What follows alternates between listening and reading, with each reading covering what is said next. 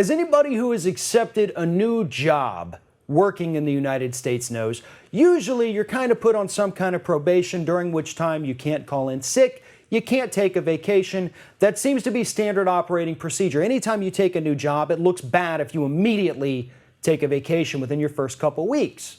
But that is exactly what Donald Trump is doing this weekend. He is heading on a trip down to Florida to his Mar-a-Lago resort, a trip that's going to cost American taxpayers about $3 million. But that's all irrelevant. Here is an interesting little fact for people who are not familiar with the crazy state of Florida. We actually do have a law in the state of Florida. It's called the Baker Act that allows you to have someone involuntarily committed to a mental hospital for 72-hour psychological evaluation. You can do this if this person indicates in any way that they present a harm to themselves or to others. This is a way to make sure that they are not mentally ill. And I think Trump fits the criteria for this Baker Act while he's here in Florida. I hope someone tries to have him Baker acted to put under this 72-hour psychological evaluation hold. I don't know if you can do it to a sitting president, but it'd be fun to try. Because when you look at the evidence, it is very clear that what Donald Trump is doing as president is going to get people killed. And I'm not just talking about the Navy SEAL who died in Trump's ill-advised offensive this week over in the Middle East. I'm talking about his repeal of regulations, his desire to repeal Obamacare that we know will kill 43,000 people in the United States every single year at least.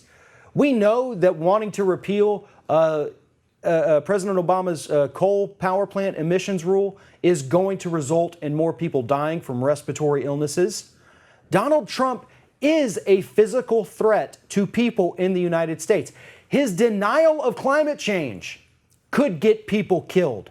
It will certainly put people in harm's way. His desire to do away with the Environmental Protection Agency only furthers that danger of denying climate change. So yes, Donald Trump is a threat to citizens of the United States, and it is time that we have this man evaluated by professionals.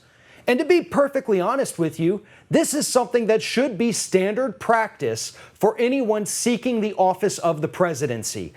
Democrat, Republican, Libertarian, Green Party, whoever, we need to make sure that these people truly are mentally competent. We need to have it for House representatives and senators.